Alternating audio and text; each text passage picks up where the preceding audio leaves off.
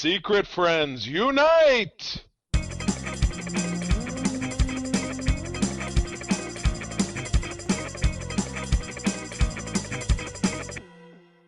Welcome to the Secret Friends Unite podcast, episode 443.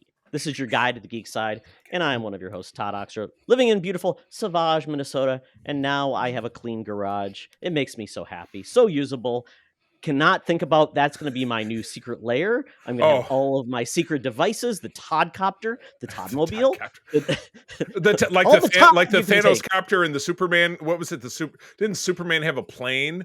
But that was from the old Superpowers line. It was like a flying thing, but it had punching fists. Because first of all, it's like, why does Superman need something that flies? He can fly in space, right? But then if he's around a red sun, Charlie, remember, like Supergirl? So she needed a plane. So did that apply when he's on another planet? So would he have to like take it with? Would he have to carry it so that he can then drive it? It's kind of yes, he'd have to either tow it or ride it halfway. Oh my God, we are absolutely off the rails, but we have a great new guest. We're breaking in somebody new, and this is a gent who technically works for me because he's an SFI guy. This is Aaron Heminger, everybody. He is the captain of a shakedown chapter of Starfleet International in Southwest Michigan called the USS Rhapsody. He is running that chapter with his lovely wife, Jessie. Aaron, welcome to our program. Well, thank you so much. Don't worry, Aaron. This is a harassment-free zone. Watch Charlie. I will hold him accountable. Bad boss. Good boss, Charlie. Be a good boss. Starfleet bad bosses. There's plenty. But yeah, Aaron, we met just about 3 or 4 months ago. And you'll tell us in a moment about your geek origin, but you had met other members of SFI at Motor City Comic Con in the Detroit area, and you sought out SFI, and through that you kind of ended up on my radar because you were on my not assigned to a chapter list. And when I reached out, as I often do, you reached out back, and then you, April, and Jesse and I had a call, and then boom, you got a chapter. Yeah, you got a chapter. I'm the Oprah of SFI. You got a chapter. You got a chapter. I'm okay with that. But give us the Reader's Digest version. How did you find yourself as a part of this life? Okay, well, it started very early on as a kid. I had an older brother, but he wasn't around very often, so I kind of grew up kind of alone, and I kind of fell into reading comic books and stuff. As kind of my only social interaction very early on. I remember finding an old Batman comic. I can't remember the issue, but it was like Batman versus the FBI. And it was after. Yeah, how'd that work out? Yeah, that was a really good comic. I read that and I was like kind of hooked on Batman from then on and started watching the old man. Yeah, it was awesome. Started watching like the old 66 reruns, and my love of sci-fi and comics kind of grew from there. When I got older and I started getting into high school and college, when I was in high school, I joined, I was telling Charlie about this a while back, the Maquis Forces of Buchanan. Awesome. Which is that was my first. You're on the FBI watch list. Yeah. Right. Oh God, yeah. It's the Star Trek Michigan Militia of Southwest Michigan. Yeah, that's fair. But that was my first experience with a fan group, and from there, I met my wife, and we started doing cosplay and doing different events. Like we were, they used to call us like the Justice League of Chicago, where we would dress up as we'd had the whole Justice League team, and we would go to Wizard World every year. And then I met my friends John and Ryan, who were the founders of Michigan Ghostbusters. And we started doing that as a fan group. We were on an episode of Shipping Wars for some of our entrepreneurial work with that group. Oh, cool. Yep, that was a lot of fun. And then they ended up going their separate ways, and I kind of took over the franchise for a while. And now I'm getting to the point where I'm kind of letting the newer people kind of take over GBMI, and I'm moving on to another passion of mine, Star Trek, and the USS Rhapsody. So that's kind of my new endeavor right now. Although I should mention this Halloween, GBMI, we just had a reunion, and we are having a Halloween special coming out on our YouTube channel. You all might want to check out. Plug. You'll get plenty of chance to plug at the end as well. So very cool. Good stuff. Yeah. Yeah. When you first mentioned about when you're talking about getting your habit, I thought, oh God, we're going to drugs, aren't we? Nope. No, comics. Yeah, it comes right back to talking about Breaking Bad. Yeah. My parents. Good to hear. My parents would probably argue about which of those was probably the less cost effective approach, but yeah. Yeah, what's the only introduce your kids to action figures, they won't have money for drugs. There you go. I don't know. Yep. Hopefully it won't be. Well, anyway, it's so awesome to have you. We're now. I feel like this is an episode of SNL. We've got a great show for you tonight. Aaron is our musical guest, and yeah, boom boom. But yeah, we are. As always, we're giving some love and respect to the WGA SAG-AFTRA strike. We're in day 147 of that writer strike and day 77 of that actor strike, further grinding down the wheels of the entertainment industry. It's going to be a very quiet 2024. Just get ready for it. But these people, as we've been saying week after week, are in a fight for their livelihood. We're in complete support of what they're doing. We here at SFU, we're very fortunate that we were able to donate some funds to the Entertainment Community Fund, or entertainmentcommunity.org, the Entertainment Community Fund. Please go if you can donate to help these people out. That would be awesome as they continue to find their direction in being able to, support themselves. So we're definitely in big support of that. I don't know, Charlie, if you heard about this. Disney, their special effects artists have voted to unionize. So that's awesome. Good. Another group that's going to unionize. I hear about video game voice actors are looking to unionize as well. And obviously, if you're in Michigan or states that have auto workers, they are on strike now. Right, exactly. It's a crazy world. You know what? Yeah, everybody's fighting for their rights. So that's, it's what America's all about. And that works for me. Even if I'm not buying a car. I just bought a car this summer, so I'm all set there. But I care about all the people, especially here in Michigan, who are affected by that. So yeah, do whatever you can to support those nice folks, without a doubt. Okay, moving right along. We always do want to pay love and homage to the wonderful folks that support us through our Patreon and give us the ability to create some killer content. Aaron, you mentioned Batman 1966. Just last couple of weeks ago, published part 1 of a 3-part series about the first season of Batman 66 with my partner Jonathan Snedeker. Second segment is coming out this Friday. And you can, Aaron, visit patreon.com/secretfriendsunite, get a free 7-day trial and sample all of our wares. I've got a couple shows that I do. I do a show with my wife, April. Todd does a couple of programs. Todd and I do a program together. But yeah, jump on in there, and at any level, you can listen to our program. But in the meantime, we'd like to pay homage to the folks who are our top supporters, including Jamie Prinky on the Best Buds level, and on the BFF level, Sean, Stella, and Henry Nias, the Nias family, my dear friend Missy Merchant, and Andy Milliken. Please do visit, once again, patreon.com/secretfriendsunite. Check us out. If you like what you hear, consider sticking around, because we love producing that content for you. So, Todd, you picked a cover synonymous with my birth. Almost. I was born at the end of February of 1976. This is from March of 1976. I love it. If you can see, let me see if you can kind of catch upper right-hand corner. I've got both of those characters are right there. Look, Drax and big old Captain Marvel. No, Captain Marvel's over there. Sorry. But big, weird-sized Drax is over there. Anyway, we have the Captain Marvel title from that month. This is issue 43 with that costs you a whole $1 or 25 cents, 2 bits to get your hands on this. The most cosmic superhero of all, with a big old thought bubble that says the Destroyer has returned, and this time even I can't stop him. You see big old purple and green Drax the Destroyer, not looking like Dave Bautista, choking the crap out of the guy who does not look like Annette Bening. It was Marvel. And then Drax says, "You destroyed my only reason for living, Marvel." Apparently he liked, he's putting a wrestler move on him, like kind of a WWE thing. "Now I'm going to destroy you." Well, you saw that company. And they're wrestling in space. And apparently you can talk in space even when there's no air. So suspend your disbelief. Cover art done by Todd's number one favorite artist of all time, Al Milgrom. Yes.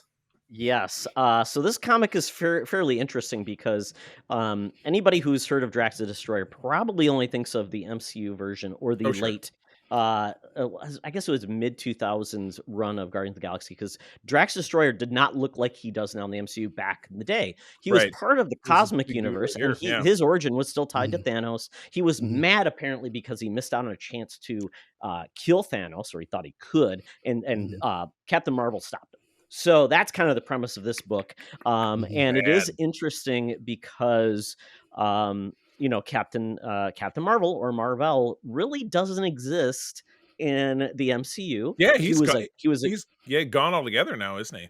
classic Mhm. character. One of the classic iconic deaths that's never been revisited in Marvel is when he died of cancer. Had that one famous graphic novel, The Death of Captain Marvel. Yeah, So yeah. that's kind of a rough spot for me in the MCU. The fact that they took something so iconic and they said, it doesn't matter, which is kind of like, okay, sometimes you got to at least do a better job than saying, oh, it's Annette Bening, and it just happens to be a normal person that nobody Yeah, really remembers. exactly. I Yeah. almost forgot Marvel was actually in that movie, Charlie. So Right. that's how Well, memorable it yeah, was. Wendy Lawson or Marvell, it was just kind of like, oh, okay. Yeah, you're right. You took one of the most iconic characters from the 1970s in Marvel that really ruled, and again, I wasn't reading in the 70s, but certainly I caught up, into the 80s with that, because I think The Death of Captain Marvel was published in 81, 82. So that was even before I was reading on a monthly basis. But yeah, that's a real ripoff. I'm kind of bummed out by that.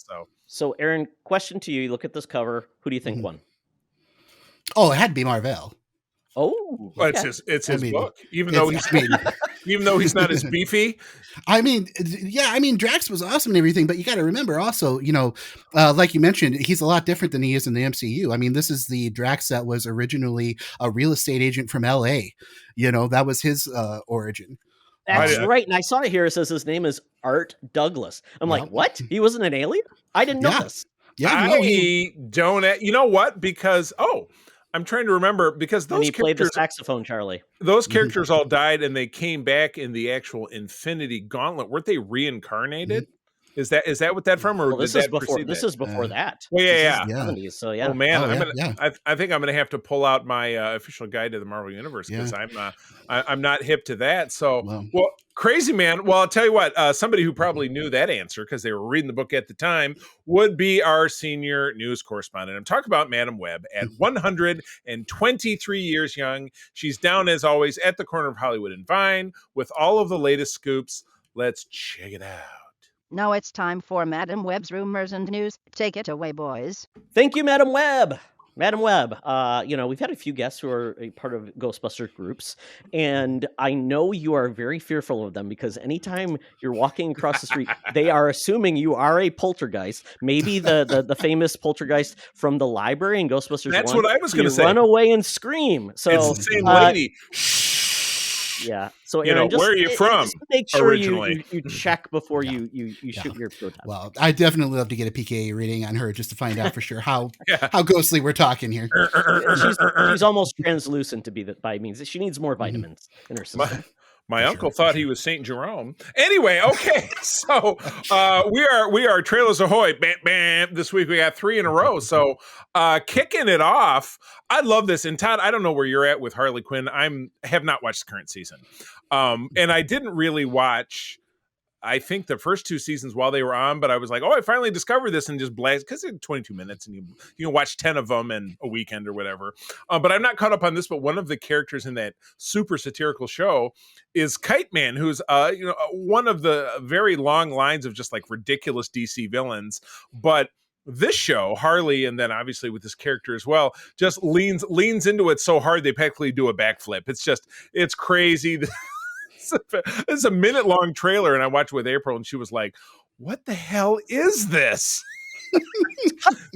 Of course, should have his own show, Kite Man. I guess. Charlie, by the way, I'm on season 2. So, okay, Aaron, gotcha. are you watching Harley Quinn, the animated series? Yeah, I haven't watched the new season. I'm up to date through season 3. Oh, There you go. I'm the man Gotcha. that's behind. So yeah, Gotcha. I mean, Well, good. Wait, I think I've seen 1, 2, 3, but this is it's in 4 right now, is it?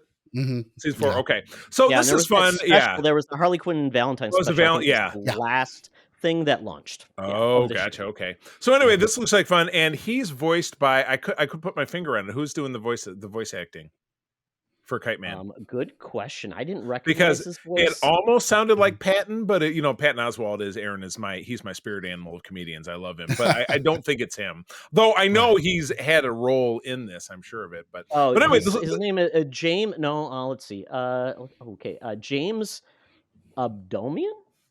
No, I guess I don't know that name. Yeah. But anyway, that's Bane. Yeah, that's Bane. Sorry. And the cast of characters in this is going to be Bane, Malice, Queen of the Fables, we've seen before. Newman, Dark Side with Keith David doing the voice. Very cool. I love Keith David. Yes. Joe Mo Dubles by Michael Imperioli. Gus the Goon. Lance Reddick is Lex Luthor, which is, he passed away. Oh, gotcha. Judith Light is Helen Villigan. What? Angela. Yo, Angela!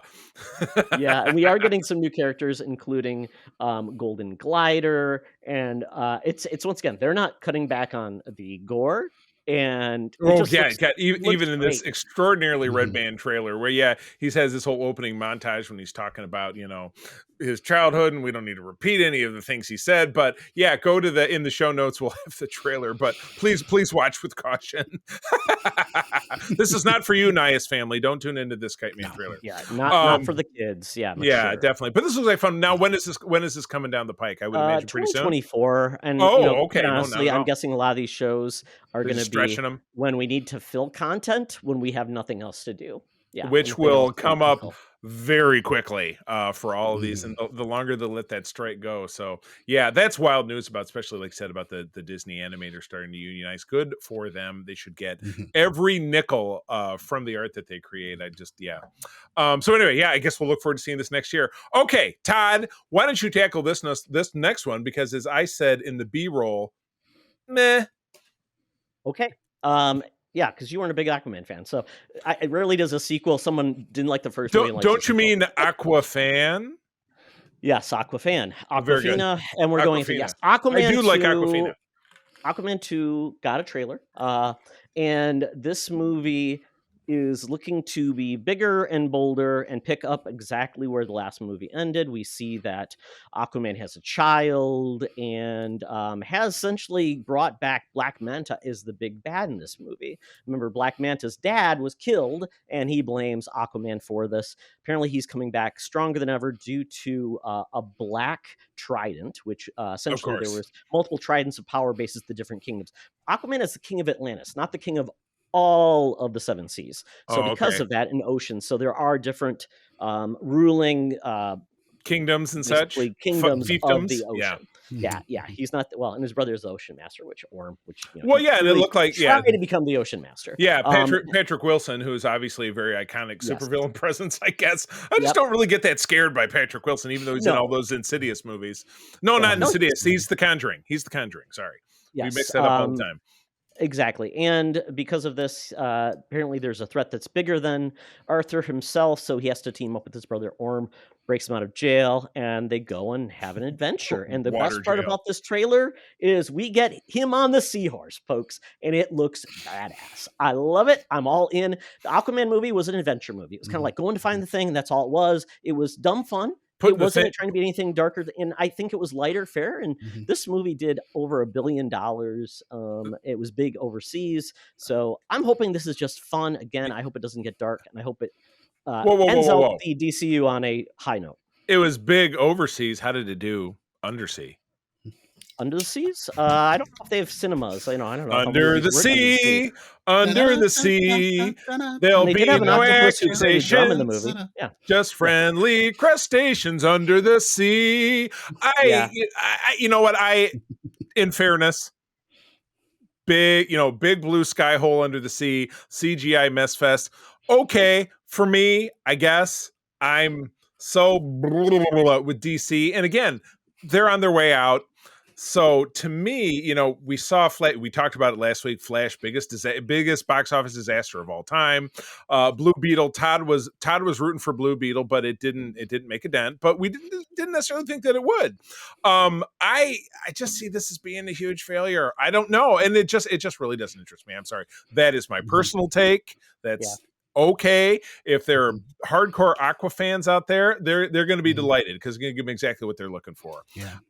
But this is to me, this is just the death rattle. I don't know. I just don't think it's gonna make it's the end. So it doesn't have to do anything other than just not be a complete failure. Which ultimately, when it's coming out, Charlie, there's very little entertainment going to be out. So it has no competition. That is a good people point. People want things to do so, and when you say failure, I don't know what failure is anymore when it comes to movies. Todd, the Flash was a failure. So there you go. It's not 2019 where Miss Marvel made $1 billion. Miss Marvel would be lucky to make 400 million probably, and we say that's very true. It's just how superhero movies are. They're just not the biggest thing on the block anymore. They are going to be so, and they're only going to capture typically the hardcore and the curious, which is the norm more than the rule. Hardcore curious. Aaron, where do you land with Aquaman, so to speak? I'm concerned that superhero fatigue has been mentioned. It's a dreaded word, but I'm starting to feel it a little bit. Sadly, I will say Aquaman for me looks kind of like a mixed bag because there are certain elements I'm excited for and certain elements that I'm not. The biggest thing for me with James Gunn doing his reboot of the DC universe, what stakes can there possibly be in this? That's movie? my point. Because That's my point. It's all going to go away and get rebooted here in a second. So there's no long-lasting repercussions or anything that'll necessarily happen in this movie. But on the other hand, I love Jason Momoa's portrayal of Aquaman. I think he brings a lot of life into it. Yeah, I really love that. But part of the exciting thing, especially with them teasing the fact that he has a kid in this film, large part of the version of Aquaman Momoa is playing is based off of the hardcore gritty 90s Aquaman. The hook hand. The hook hand. Suit. That was all. Yeah, that was all about his kid. Like that was all tied into him having a kid with the hook hand and everything. So Peter David, I believe, wrote that book. I think. Can't go wrong with Peter David. So. Big Star Trek author, by the way, if you're not aware. Big time. So I'm kind of excited to see if they go in that direction. That was my biggest takeaway from the trailer. Is I kind of hope to see something like that. Gotcha. So I'm gonna say this. Is it too much to say every superhero film has to have stakes, meaning like they have to lead into something greater? Because as we've seen with Star Wars, I would say Star Wars has made their money on going over the minutiae of things that don't really matter. We know what happened. They don't have stakes per se, but people love those things. I think Marvel has really broken the mold for all of them. It's set that bar too high that everybody's you got to watch it 50 times so you get this and that and wait for the stinger and then the show comes out and it's too deep.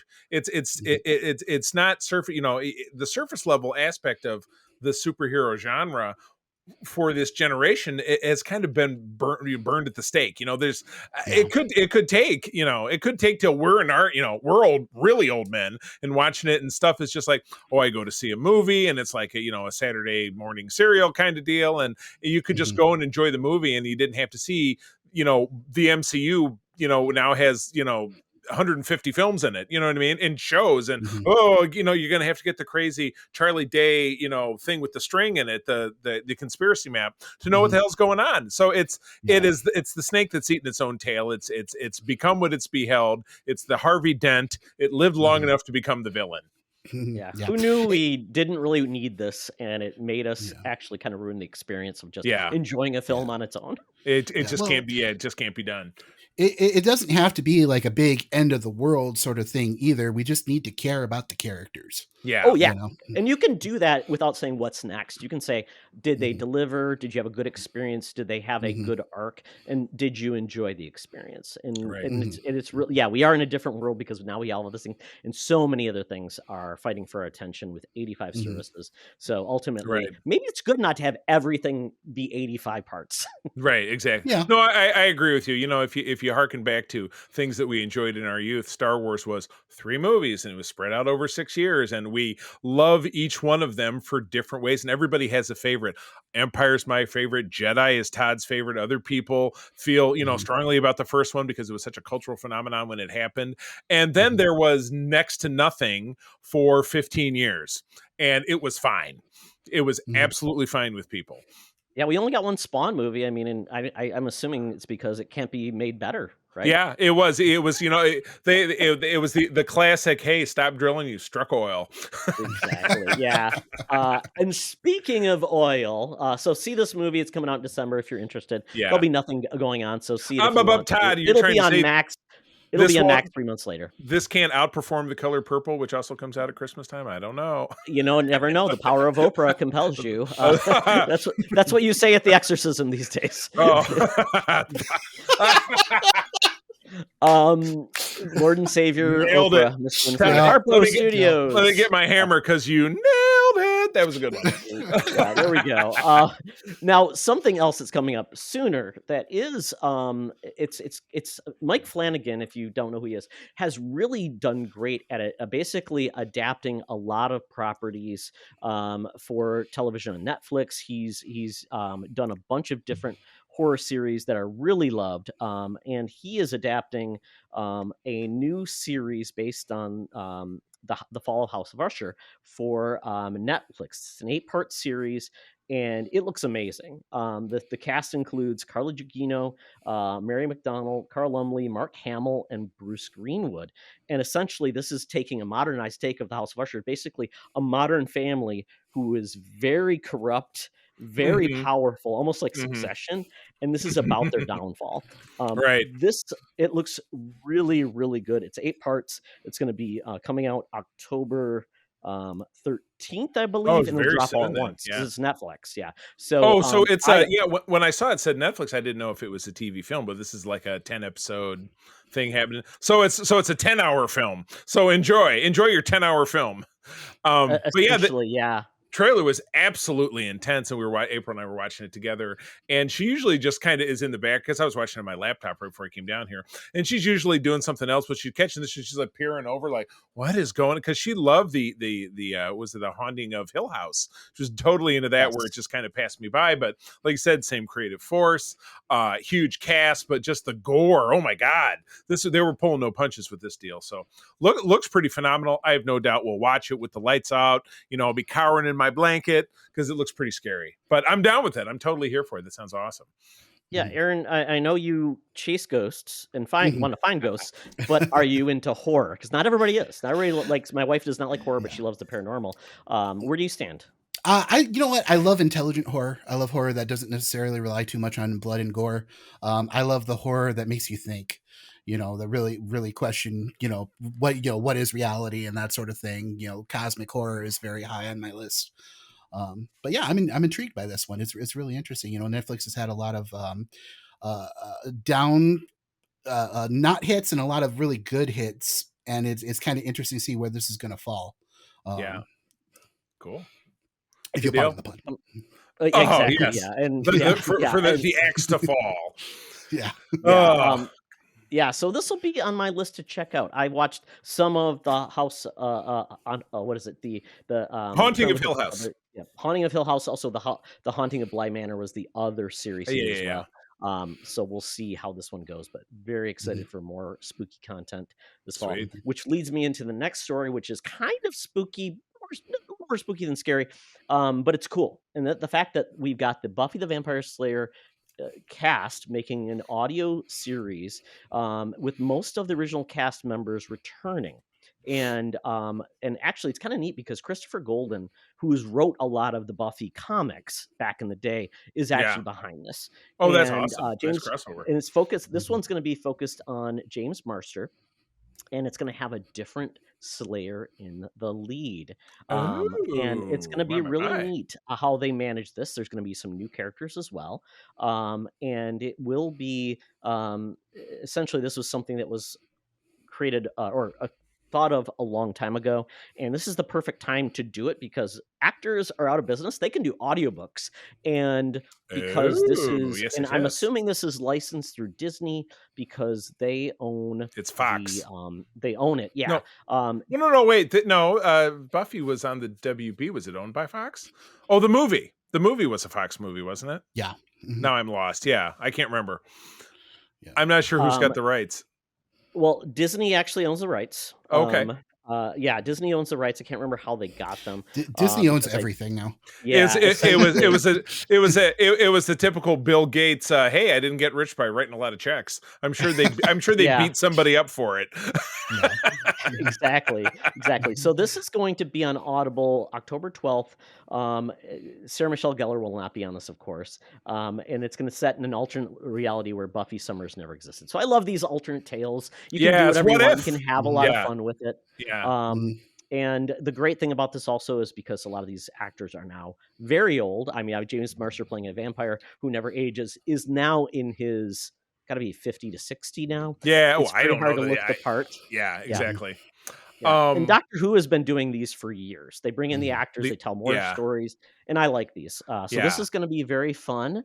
I don't think I have an Audible subscription, so I'll have to see how I can check this out. Audible is always you do it for a month for free, and then you get one book. They do a My credit wife system. has a subscription. I think my wife has Yeah. a subscription, so I'll So take this one. I hop in every once in a while. Like I just grabbed I enjoy the Star Wars from a certain point of view. They did a big, it's a volume of short stories. I'm sure I've talked about it before, but they've done them one for each of the OT, and it's commensurate with 40th anniversary. So the Return of the Jedi one just came out, and I've been listening to it. It's fun. They have what Mark and I will probably talk about on Holocron. They have one that's all about Max Rebo, and it's very satirical. So yeah, so I definitely get into this kind of stuff. Now, the first season of Buffy we talked about on our Patreon segment, The Fact of Geek Life. It was myself and our cosplay pal Kelly Gentner from Wisconsin, who is a super fan.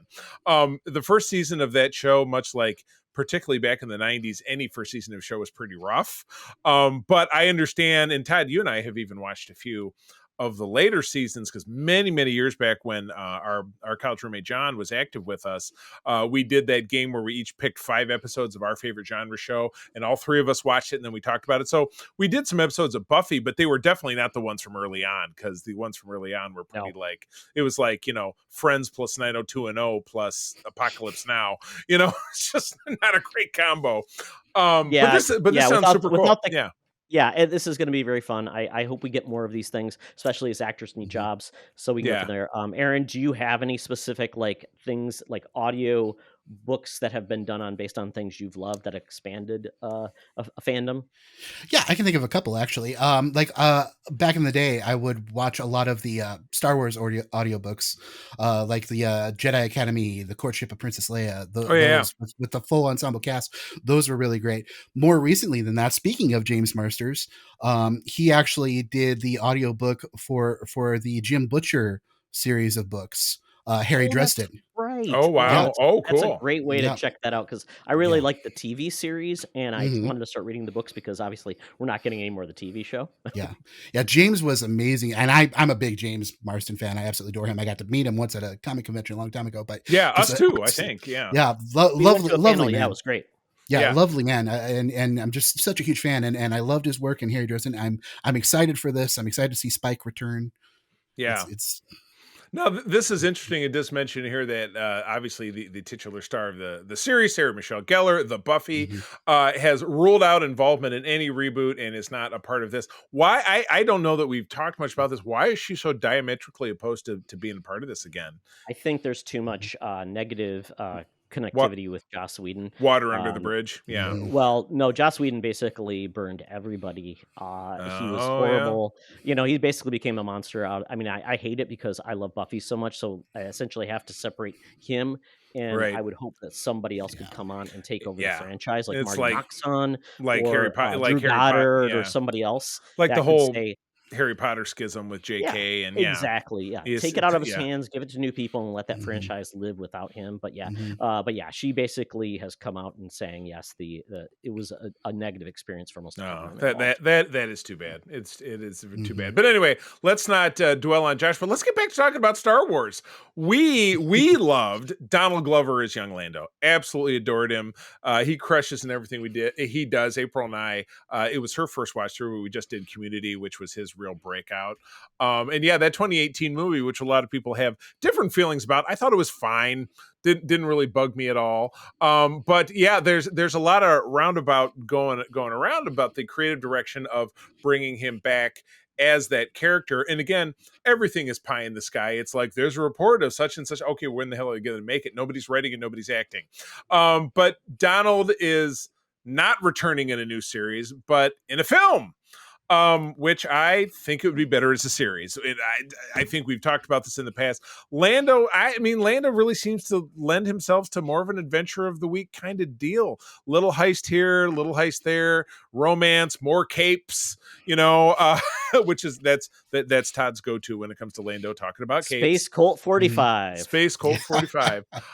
Because it's him and his brother, Stephen Glover, who was the executive producer of Atlanta, which I've never watched.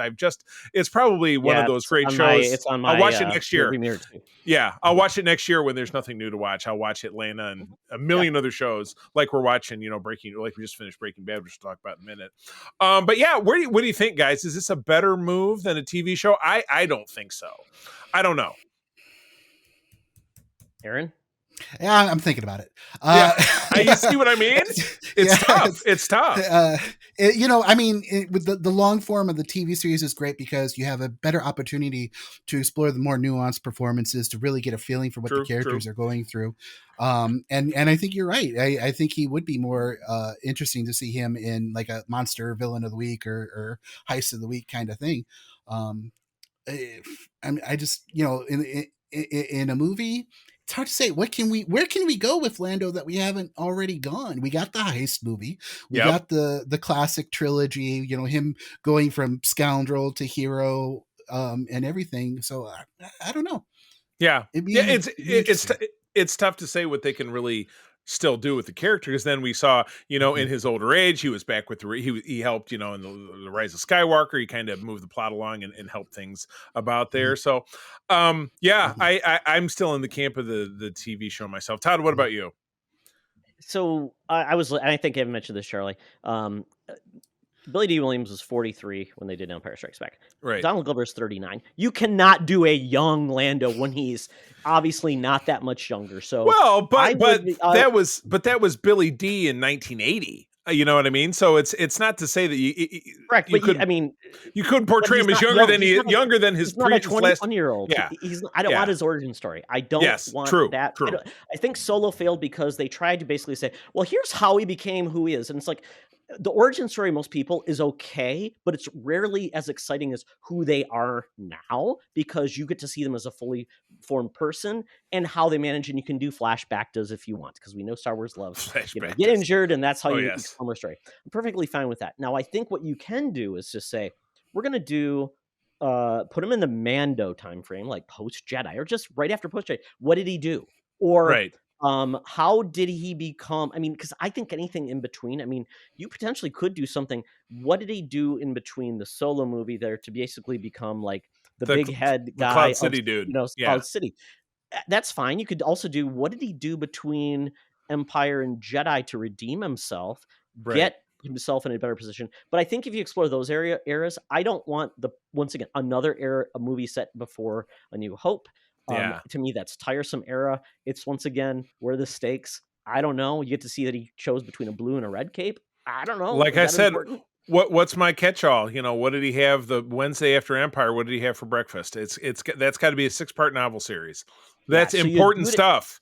Yeah, you do it in an era where we know nothing about him. It doesn't have to be him meeting and revisiting all the people we know. Just have him do some things that explore different parts of Star Wars we don't know and make him more interesting. And we take away, we learned a lot more about him, not how he became the person he is. That's what I prefer. I don't know. We shall see. But anyway, as I'm fond of saying, it doesn't really matter because nothing's getting made right now anyway. But we still need stuff to talk about, so we will speculate until the cows come home. All right. Well, that's the end of the news. Todd, time to get out that Fuber app, that feeble Uber app. We've got to get down to the Geek Easy, where we can talk about stuff we're enjoying in Nasty Town. Scugville awaits. Let's go for it. Talk nerdy to me. Talk nerdy to me. We're sitting in the Geek Easy, cover band's playing, drinks are poured, and we are ready to get our nerd on. So, Aaron, what have you been geeking out about in the world of print or on the screen? Well, right now, I've been reading a lot of the Witcher books lately, actually. Very cool. I'm on I think it's The Sword of Power, which is the second anthology series, right before we get to the main bulk of the book. And I'm kind of excited for that. And that's I'm doing a lot of research for a character in that, because next year my wife and I we're going to be getting into LARP for the first time. Oh, wow. We decided that we weren't nerdy enough. Gotta dig deeper. Gotta So dig deeper. we figured let's go all in. So like we're really excited about this Drakenfest, which is a LARP in Germany, has made its way over here to America now. Oh, very cool. And it's called Drakenfest US in Pennsylvania. So we're getting ready to go there, and I'm going to be playing a Witcher for that experience. Wow. And fantastic. my wife is working on a Tolkien character. She's probably going to be doing like a elf lore master type thing for that. So we're getting ready for that. That's kind of been our big focus, aside from working on USS Rhapsody and getting our Star Trek stuff set up. We're really excited for that. And then as far as comic books and stuff I've been reading, I'm starting to get into some of the older books that I've always been wanting to read, but I haven't gotten around to. Just picked up Torment, Spider-Man Torment for the first time. Oh, wow. Yeah, Which- going back to the 90s, to McFarlane, yeah. that first Yep. run of the Spider-Man, adjectiveless Spider-Man book. Yeah. I love those Yep. covers. They're so Yeah. beautiful. Oh yeah, Yes. gorgeous work. So that's and doing a lot of the classic Chris Claremont X-Men stuff. I think Oh, I'm, God. the The greatest. the Morlock Massacre and stuff like that. I've been reading a lot of that right now. Oh, yeah. And Yeah. we just finished as far as watching goes, the live action One Piece on Netflix, which was How is that? I'm curious. I have never watched the anime. it is so good. Like it's really a fantastic adaptation. Like they tried to succeed with Cowboy Bebop a little bit, and I feel like they got in the ballpark, but it just wasn't everybody's thing. Yeah. But with One Piece, it is just it's amazing, because it's such an absurd anime in a lot of like in a good way, an absurd anime in a lot of ways. You didn't think it would translate to live action as well as it has. But we've been really enjoying it. So that's kind of been what we've been into lately. So Oh, that's so cool. I'm a huge Witcher fan, so I have never read the books. I've been curious to get into them. I love the game series, and I've really enjoyed the Netflix series. So the books would be the next place, and there's obviously graphic novels. So I would, I have some, so I'm going to start reading those. And the One Piece, I am excited to check that out too. So thank you Nice. for your recommendations. Good deal. sure, absolutely. All right, Todd, we're up to the very excitement of Ahsoka. Yes, Ahsoka episode 5. So this is going to be a tricky one. So spoilers ahead, everyone. Spoilers Aaron, ahoy! are you up to Bam, speed? bam. Are you up to speed on Ahsoka?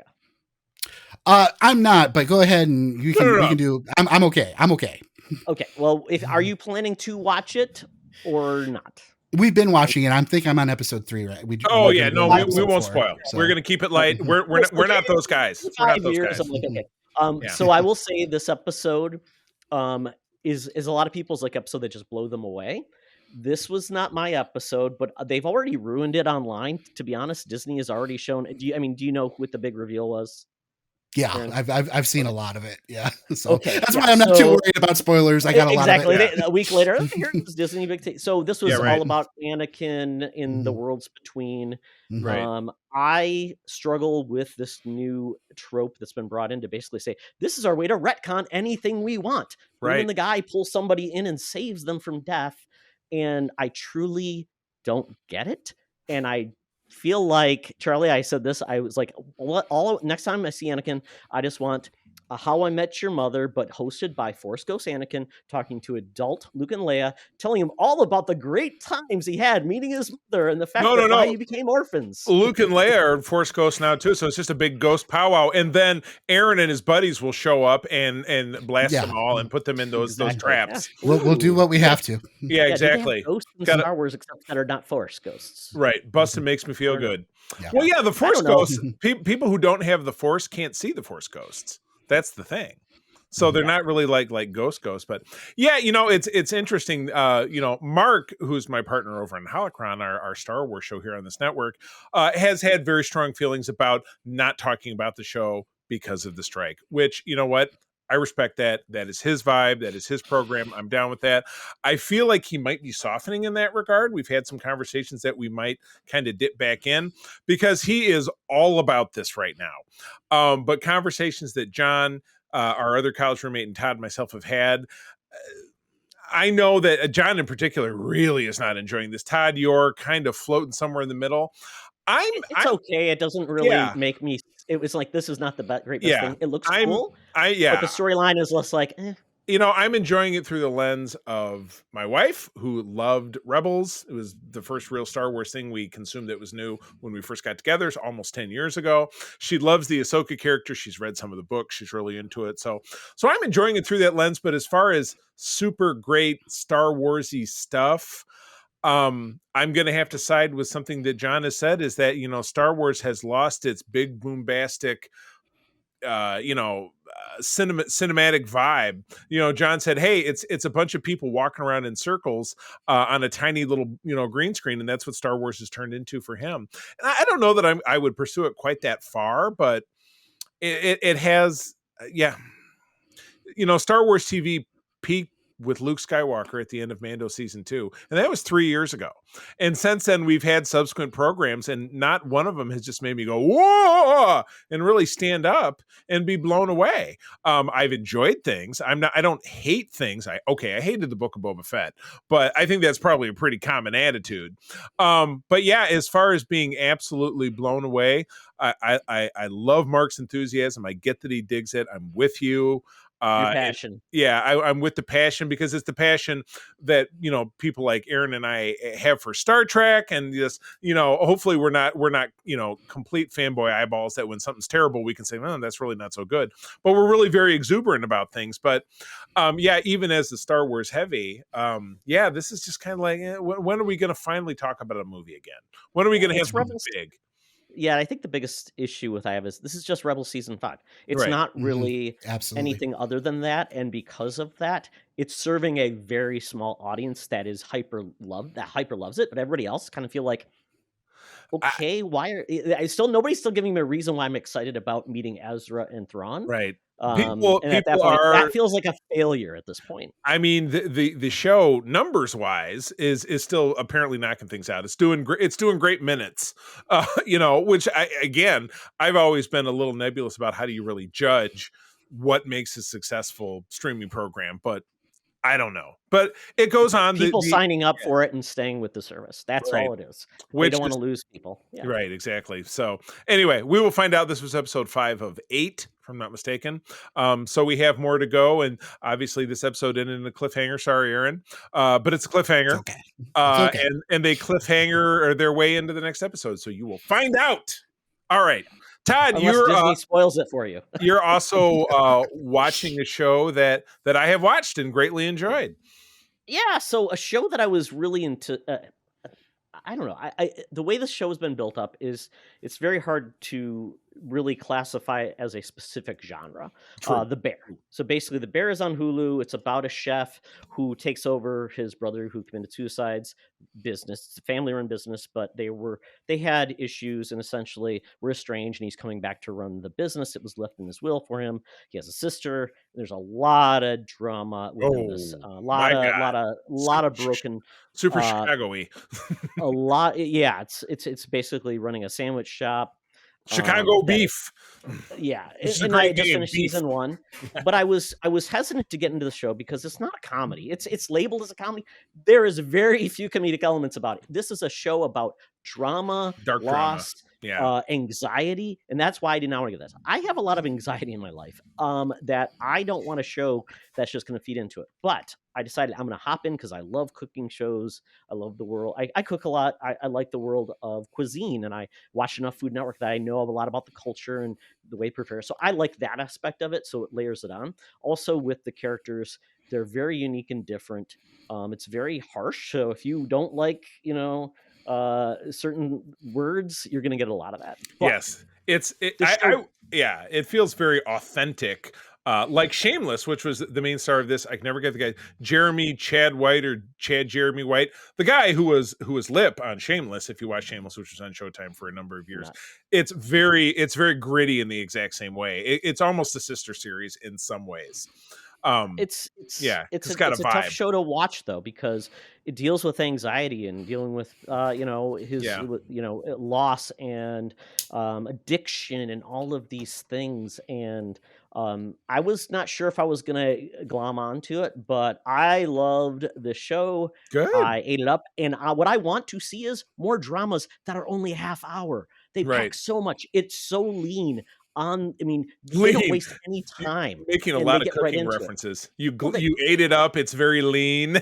Absolutely. It's spicy. It's got a taste of brine. But no, I feel like so many shows, Corned they beef. get used to the hour format that we got from TV that I feel Yeah. like there's just a lot of Filler. wasted effort, Yep. and you can just just cut off all that grizzle and fat and get something that you just can't stop eating. And that's what the show is. I loved how it ended because I'm like, wow, they're going there. Yeah, And it's yeah. going to be interesting on where they go next. And I love it. Because the second season has been knocked out, and you do meet the mother character, and you do find out the idea. I can't remember if you learn the actor who plays the deceased brother. I can't remember if you ended up seeing him. Oh yeah, yeah. It's what's his name from? It's John Walking Bernthal. Dead and the Punisher. Yeah, exactly. He's in all the he's in lots of flashbacks. I couldn't remember if the flashbacks, but the mother ends up being Jamie Lee Curtis, if I'm not mistaken. Oh, really? Or was it Judith boy. Light? Yeah. But it was just in a very. Or was it? It's Or either was it Judith Light or Jamie Well, Lee Curtis. Both of those women in later years play very gritty roles. I mean, look at Jamie Oh, I Lee, know. and look at Judith Light was in one of these some show recently where she was like, oh my god. I think she was in what's that show on Peacock, the one with Natasha Lyonne, Poker Face. Poker Face. Yeah, she was in an episode of that where she was really great. So, but yeah, Okay. we enjoyed that show too. But yeah, it is extraordinarily gritty. It's not and a just- comedy, folks. If you look Yeah. for a good laugh time and a laugh track, Yeah. you're not going to get for the show. There may be something happens that's funny, but it'll usually Yes. be at the detriment of one of the other characters. Something without a bad doubt. will typically follow. Yes. Yeah, exactly. So, well, cool. All right. Well, I'm going to go kind of quickly because I'm dovetailing off something I talked about last week. Breaking Bad is our new find. I told you my friends Tamara and Jay that this is their Star Wars. They loved it. So when Tamara is one of my oldest friends, lives in the neighborhood here. When I told her we were watching this, she was just like, "Oh my God, you're not going to be able to stop." And we did. We blasted through. We finished the show proper yesterday, and I feel like Aaron, do you have any familiarity with the show? Have you watched it? Yes, I've seen. I think the first 2 seasons. Okay, gotcha. Mhm. And Stop? it Wow. yeah, that's some, well, you know what? In hard. fairness, I had false starts with this show 2 or 3 times, and I watched the first 2 or 3, and I was like, and then moved on to something 2 or 3 else. season or No, episodes? 2 or 3 episodes. Oh, okay, I Yeah. can see that. Once So you're in just like the didn't full get season, hooked. that would be but- really hard to Yeah. step away. Oh Okay. yeah, Mhm. I that's it. But Mhm. it was pretty spectacular. And I feel like I knew how the show ended because it was one of those 10 greatest endings of shows, and they show an image of the particular ending of the show, which I won't bother to mention. But I thought, I was pretty sure this was going to happen. But as we're watching, it's like, and part of the because it's on Netflix, part of the Breaking Bad collection. The other one is in 2019. There was a follow-up Netflix produced film, which was apparently also in theaters on a I limited never run, watched it. which was called El Camino, and it was the story of Jesse Pinkman after the series, and involved his arc during that last half of the 5th season, where he was imprisoned by a character played by Jesse Plemons, who they brought back, who was about 60 pounds heavier. So it's kind of like, Todd. okay, Another suspension great of Todd disbelief. character. Yeah, another great Mhm. Todd character. Yeah, and that character was a psychopath. Oh my God. He shot a kid in cold blood, and killed him. So yeah, just not a great character. So that's a 2-hour movie, was pretty intense, and went through that. But we started Better Call Saul today, and Better I Call need to start Saul watching that now. ran longer than Breaking Bad, and it is a prequel set between 2002 going up to 2008, which is when Breaking Bad started. So old cell phones and all this different stuff. But I was doing a little reading on Wikipedia, and you get nearly every Breaking Bad character gets like a little touch. Even Bryan Cranston shows up at one point. Jesse Pinkman is Aaron Paul is in there, and then of course it sounds like you get a big run with Gus mean Gus Gus goes up? Fring, Yeah. with Giancarlo Esposito, who is the major villain of the series. So, wow, I just one of those, like, I can't Was believe he I really waited though, so long. Charlie? Was he really though? No, That's the I big mean question. that's just the thing. He Yeah. was, but he was the mustache twirling villain. But yeah, at the end of it with Breaking Bad, who is really the bad guy? Because you watch this arc of Walter White, like, I got to do these. I can't afford, I'm not going to survive through cancer, all the way to his line in the final season. I'm talking about building an empire. He just fully embraced being evil. It's compelling storytelling. He's without Lex a doubt. Luthor. He is. Oh, He's absolutely Lex spoilers. Luthor. Yeah. Well, I think even watching one season of that, you know that he's not when you watch that first episode where he, chokes a guy with a bike lock, you know that he's not a good guy. He means well. Yeah, he means well. Yes, he had, he had good intentions. Thus, the road to hell is paved with. But anyway, all three of those programs are available on Netflix. So if you are the other person who's not watched it besides me, please go check it out with my highest recommendation. Oh, my goodness. All right, well, that takes us out of the Geek Easy. Todd, time to get out that Air Qantas app. We've got to get down to the land down under. Hologram Tina and the mutants await for us to enrival them, enrapture them with the tale of a murder in Venice. Let's do it. Welcome to another edition of Thunderdome. Thank you, Tina. We're sitting in the Thunderdome where the mutants have been gathered for a topic or a game to be entertained. And this week we are talking about 2023's A Murder in Venice. In post-World War II Venice, Poirot, now retired and living in his own exile, reluctantly attends a seance. But when one of the guests is murdered, it is up to the former detective to once again uncover the killer. Pull me back in! Film by Kenneth Branagh, where he's going into classic Agatha Christie tales. The first was, I believe, Murder on the Orient Express, leading into a Death on the Nile, and then a Murder in Venice. A little bit about our leading man, Hercule Poirot. He's a Belgian detective. Hercule? Yep, he's a Belgian detective. He was introduced in first by Agatha Christie in 1920's The Mysterious Affair at Styles in 1920. Last appearance was in Curtain in 1975. There have been essentially, this is amazing, about 35 different actors who have portrayed Hercule Poirot. He's James Bond. Exactly. He has been in movies, starting, I believe his first appearance in the movies was in the 40s. And he has been on everything. Everyone has a favorite actor who has portrayed him. And he's best known for having kind of a hoity, like Belgian man who always gets mistaken for being French, and a fantastic mustache. Now hold on. We neither saw Belgian waffles or French fries, so I am going to point of order. He's a fake. No, he's decent not cuisine. True. Yes, it's not yes. true. He is. Yes. Point of order. Lisa stinks. Yes. So this movie cost $70 million, a cast of millions and bajillions. But yes, yes, this movie we just saw it, just out now, and based on, I believe, a Halloween Party is the name of the actual Agatha Christie work. So I had never seen or watched or read the specific story before. I don't know if it's been adapted on screen before. Maybe it has, but for me, it was all new. So let's go from there. Totally. So really quick, Aaron, you professed that you are a big fan. So of just Agatha Christie, of Poirot, of anything specific. So just tell us about that a little bit.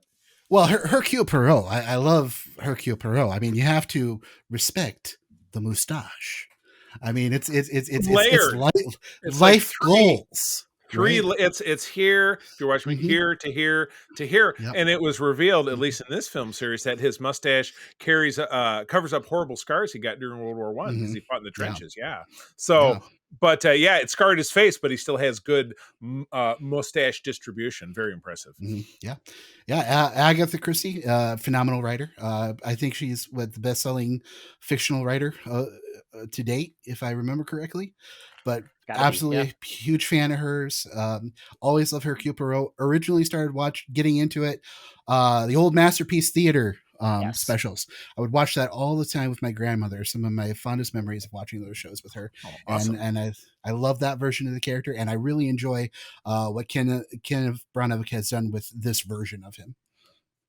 Yeah, David Suchet is a hard one to go against. It's kind of like, who's your favorite Doctor Who in a lot of ways? Who's your favorite? Because Albert Finney had done the role as well. One of the biggest actors at the time, and so many others have portrayed him. And I don't know, Aaron, have you seen this specific story adapted before, or is this your first introduction to it? I don't think I have. I'm familiar with the book. I know I think it's the third to final of the Hercule Poirot series. I know there are some differences from this in the book because the book actually takes place. Excuse me. The book takes place in England. Okay. Yeah, so out of all three movies, this is the one that they've taken the most artistic liberty with overall. Gotcha. Yeah. Well, it certainly pays off setting wise because it's very the haunting aspect of it and the dark, the night where it's always raining and the city sinking into the sea, all very scary and mysterious without a doubt. And we are not going to.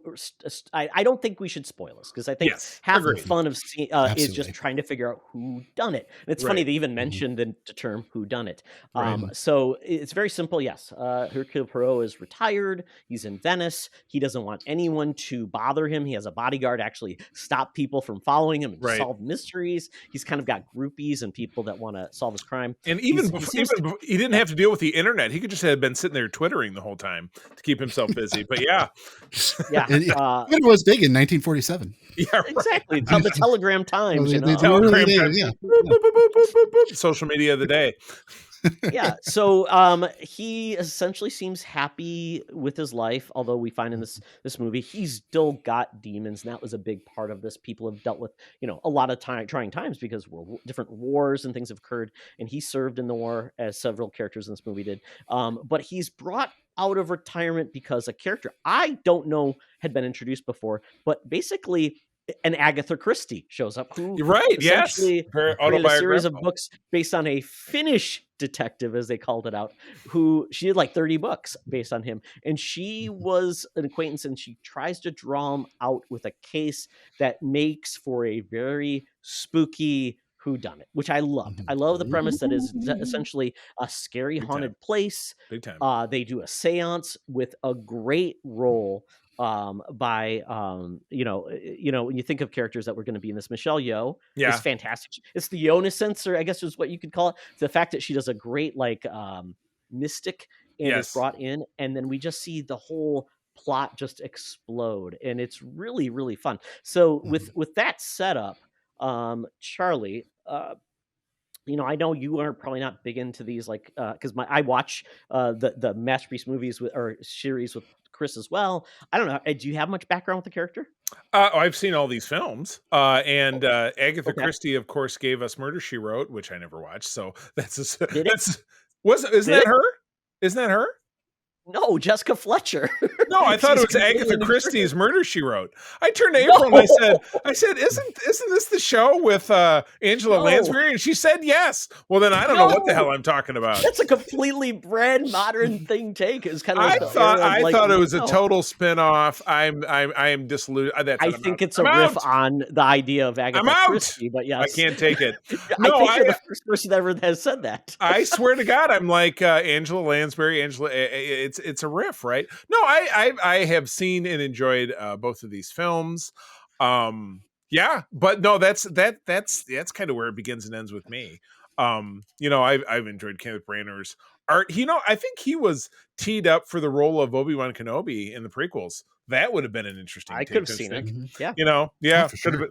Yeah, I mean, but still, with a script and direction by George Lucas, it probably wouldn't have saved much. But I've definitely enjoyed these movies, although live long while. But this was the first whodunit spook fest I think that we've had, because the Murder on the Nile, again, it was a big mystery. It was a whodunit. The Mummy didn't do it? Yeah. Did you say Kwame didn't do it? Oh, the Mummy didn't. Oh, I thought you said Kwame, like Kwame Kilpatrick, mayor of Detroit in the early 2000s. We called him the Boogie Mayor because I'm a Detroiter native. No, I've enjoyed these so far, and I enjoyed this as well.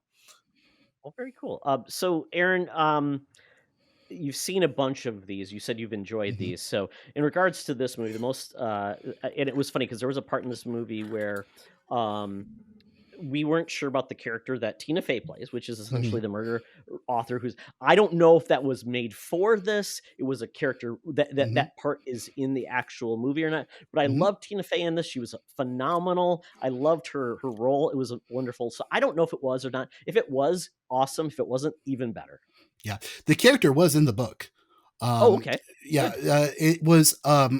Her backstory was essentially the same, but her role in the book was slightly different from what we see in this film. Again, don't want to go into spoiler territory or anything like that, but the heart of the character already existed in the book itself.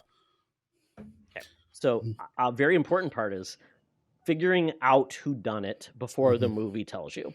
So Right. being all honest here, you could be the dumb guy in the room. We're okay. We're not going to make fun of you. Did you figure out who done it before the end of the movie? Totally thought it was Ghost. Sorry. So, yeah, my wife, whose name ironically is Jessica Fletcher, by the way. She's Agatha Christie. I can't believe it. Yeah, she's based on Agatha Christie. Yeah, right. There Yeah, there you go. yeah. So she's ironically a huge mystery fan. So we watch mystery movies all the time, and it's this game we play between us. Who's going to figure it out first? And she and I think, both had it kind of pegged by the middle of the third act. Yeah.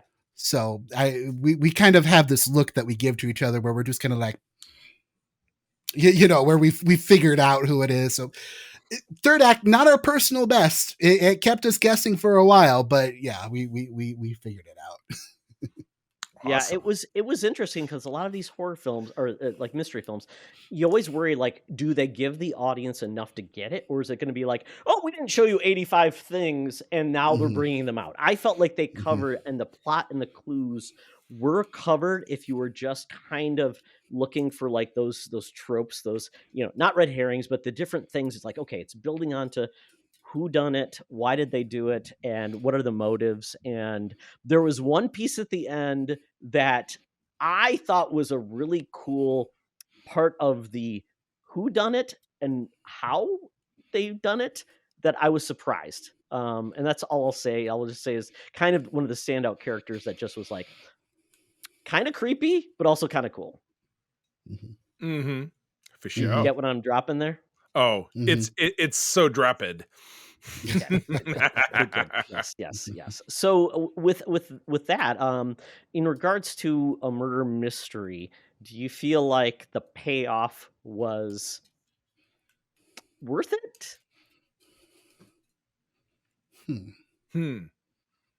you think it was just like, oh, that was like, oh, not didn't deliver the weight, too much build up, and then it was like, oh, really?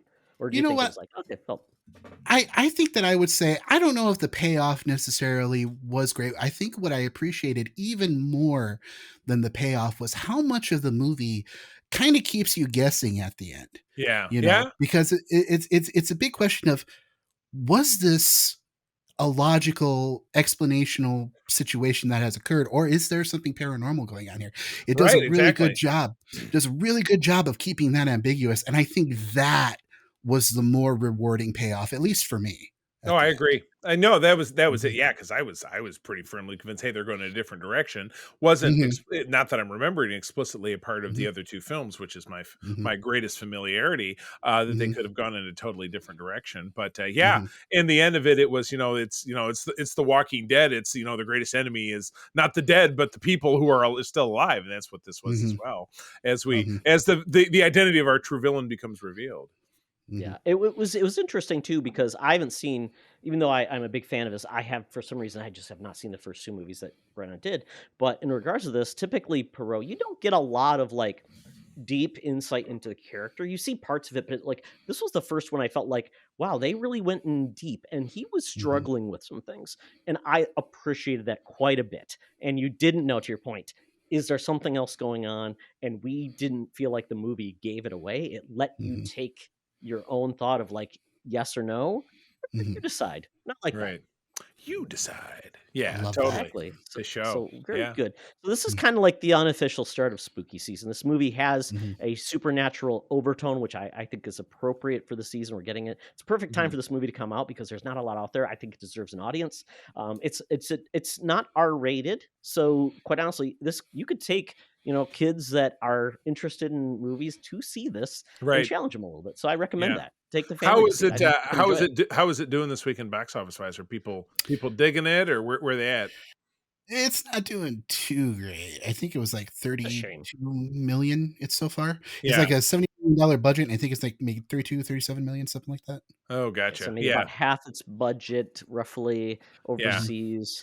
The good news, it didn't cost $300 million. Yeah, you're right. Yeah, the bloated price tag on films is what was a deciding factor in. We already talked about The Flash, but then also, unfortunately, Indiana Jones, which just broke my heart. There's Yeah. a Fast X, I think. I mean, Oh, yeah. unless you're yeah. So I'm glad to see this movie wasn't overinflated from price. I mean, considering all the talent involved. Yeah. That's, you know what, I think this movie will have legs compared to Yeah. others, because adults like Oppenheimer, adults like content that they can see anytime. Like my mom, if I told her, she would no clue this movie's out, I'm like, Mom, you should see this movie. She'll go. So tell your parents and old folk about this movie so they'll go. Oh, yes. Tell those of the olden tale of this film of yore. Yes.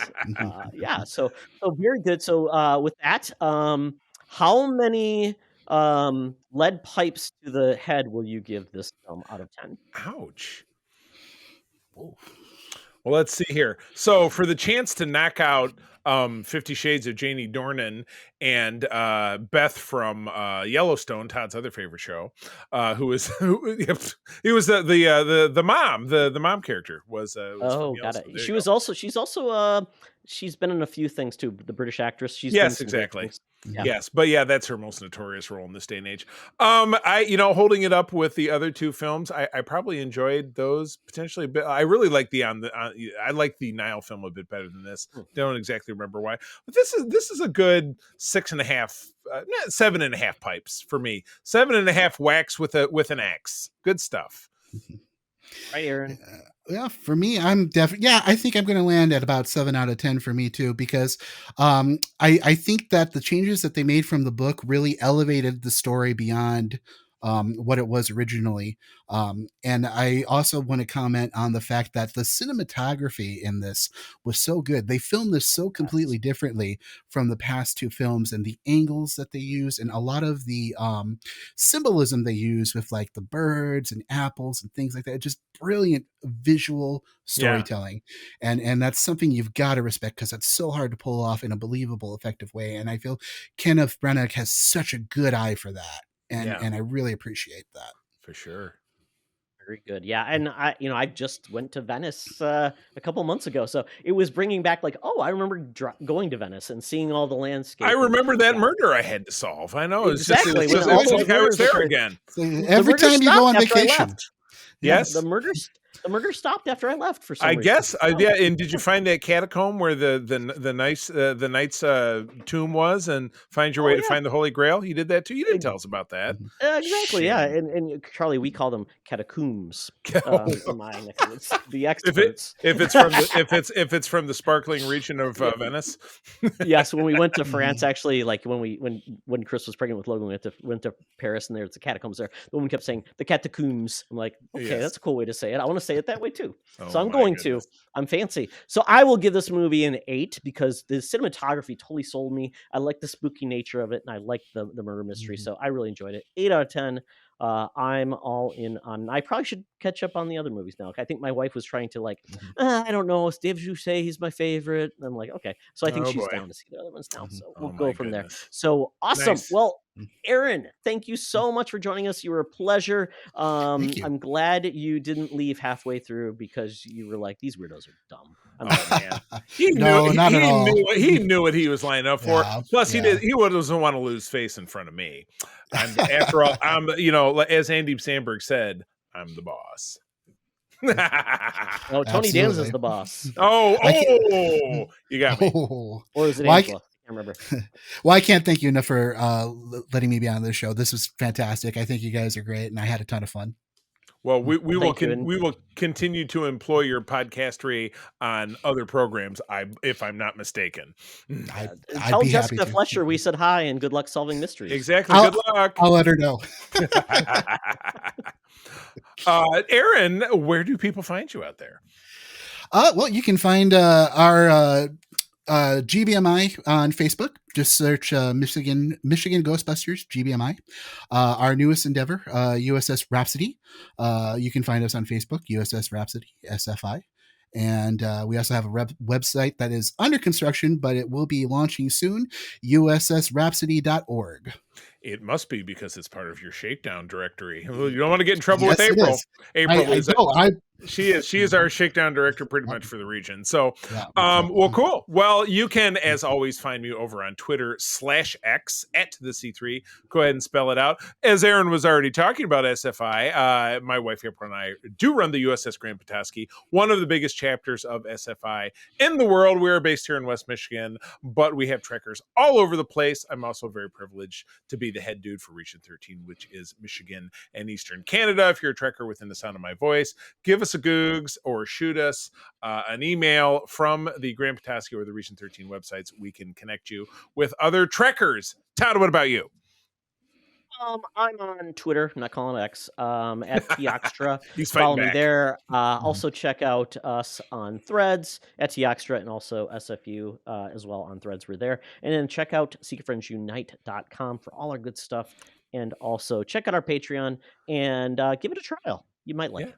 You just might come back. Awesome. Well, friends, as always, thank you for joining us. I'm going to tell you that sharing is caring and to keep on trucking. Be the hero, not the villain. In a truck. Don't get killed in the catacombs. This podcast is part of the Secret Friends Unite podcasting network. Visit secretfriendsunite.com for more great shows, articles, news, reviews, and more. Secret Friends Unite podcasts are available on Apple, Google, Spotify, and other podcast services around the world. If you'd like to be part of the conversation, you can join us on Facebook or our new Discord server, or follow at Secret Friends U on Twitter. Please subscribe to Secret Friends Unite on YouTube and visit our merch store at tpublic.com. Just search Secret Friends Unite. Thanks for listening.